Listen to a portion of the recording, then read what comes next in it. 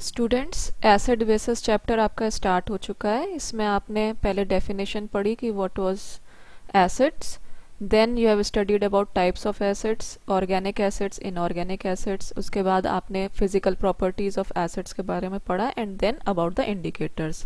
तो अब हम आज स्टार्ट करेंगे chemical properties of acids and bases. So first chemical property is reaction of metals with acids and basis.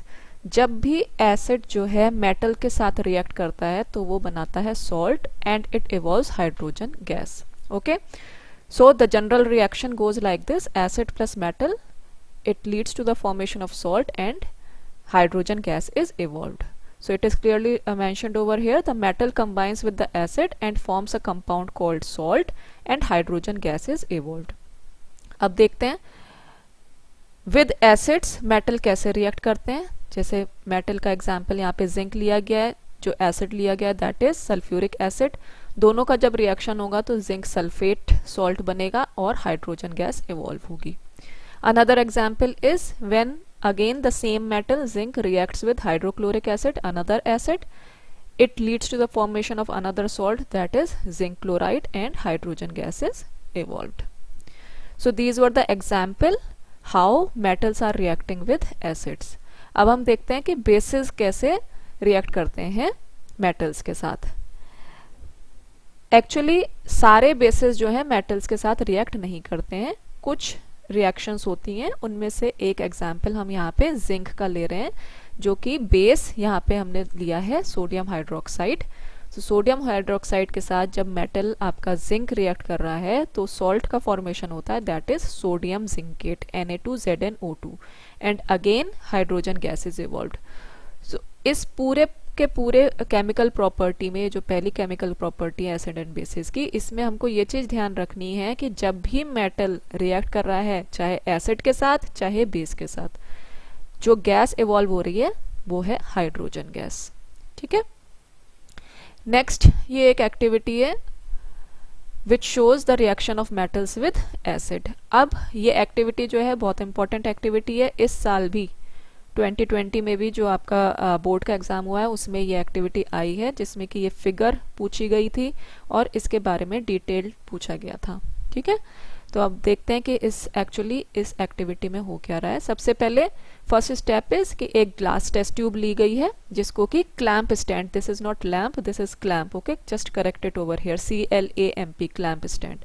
Clamp के साथ इसको अटैच किया गया है एक टेस्ट ट्यूब को, बड़ी टेस्ट ट्यूब ली गई है, बॉइलिंग ट्यूब ले सकते हैं। Second step is we have put some zinc pieces in this particular test tube. Then third step is थोड़ा सा dilute sulfuric acid हमने pour किया टेस्ट ट्यूब में, so that जितने भी pieces हैं आपके जिंक के वो इस dilute sulfuric acid में इमर्स हो जाएं, डूब जाएं एक तरीके से। नेक्स्ट इज हमने जो है इमीडिएटली जैसे ही हमने डाइल्यूट सल्फ्यूरिक एसिड इसमें पोर किया टेस्ट ट्यूब में, इमीडिएटली हमने कॉर्क को प्लेस किया। कॉर्क में होल होना चाहिए और फिर उस पर्टिकुलर होल के थ्रू हम डिलीवरी ट्यूब को इसमें पूरे एपरेटस में फिक्स कर देंगे। अब डिलीवरी ट्यूब फिक्स हुई, जहाँ पे उसका जेट जा रहा है वहाँ पे हमने एक कैंडल के through with the help of a candle हमने वहाँ पे लाइट अप करी है एक कैंडल। अब करेंगे क्या इस कैंडल से, जैसे ही हमने जिंक में सल्फ्यूरिक एसिड ऐड किया तो हमको यहाँ पे कुछ बबल्स रिलीज होती हुई दिखेंगी। बबल्स का मतलब कि कुछ ना कुछ गैस यहाँ पे रिलीज हो रही है। अब जब गैस रिलीज हो रही है तो we should know that which gas is getting evolved hair.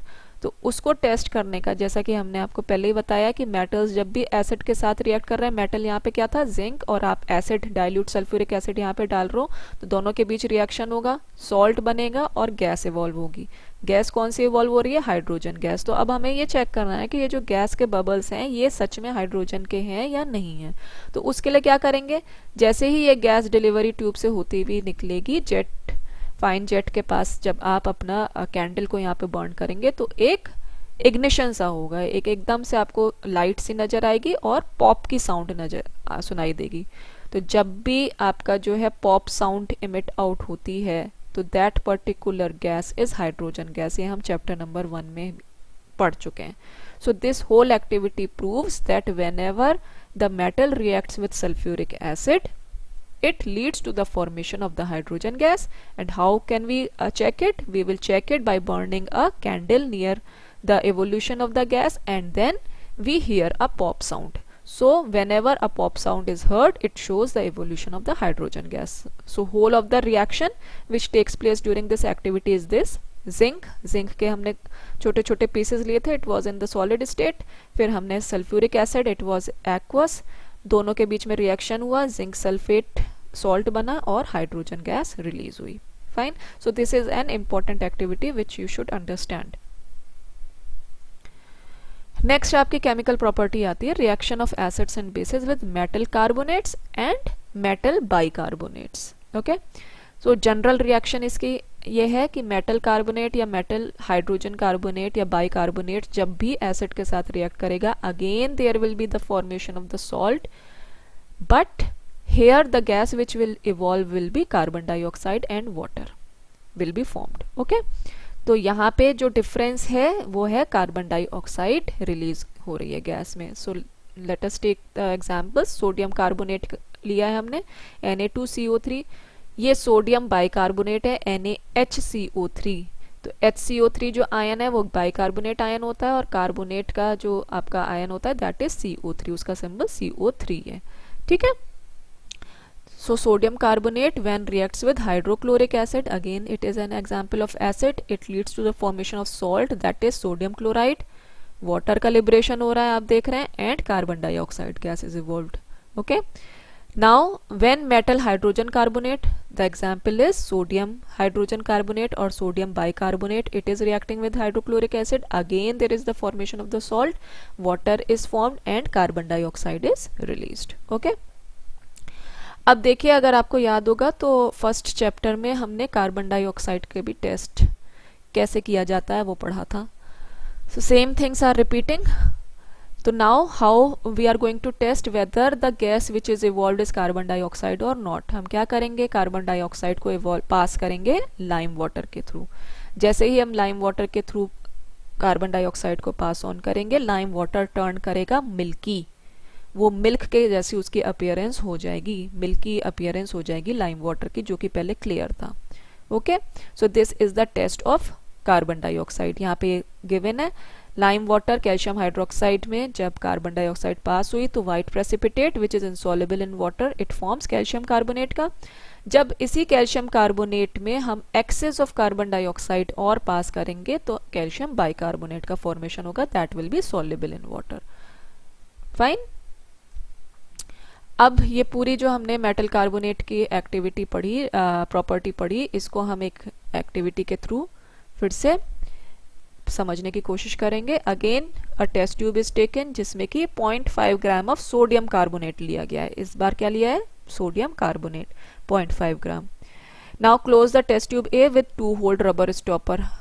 Stopper से हमने रबर स्टॉपर से हमने पर्टिकुलर टेस्ट ट्यूब को हमने बंद कर दिया है, और इसमें हमने क्या किया है, 2 होल होने चाहिए इस पर्टिकुलर रबर स्टॉपर में. पहले होल में हम थिस्टल फनल को इंसर्ट करेंगे. यहाँ पे आप देख सकते हैं 2 होल हैं. पहले होल में हमने थिस्टल फनल को इंसर्ट किया है, दूसरे होल में हमने डिलीवरी ट्यूब डाली है. ओके. अब इस पर्टिकुलर टेस्ट ट्यूब में हमने क्या डाला है, dilute hydrochloric acid. Okay. Acid हमने इसमें पोर कर दिया है. So what is happening over here, यहाँ पे आपने सोडियम बाइकार्बोनेट लिया है, सोडियम कार्बोनेट लिया है, मेटल कार्बोनेट लिया है, उसमें हमने एसिड को डाला है, और फिर एसिड हमने हाइड्रोक्लोरिक एसिड लिया है.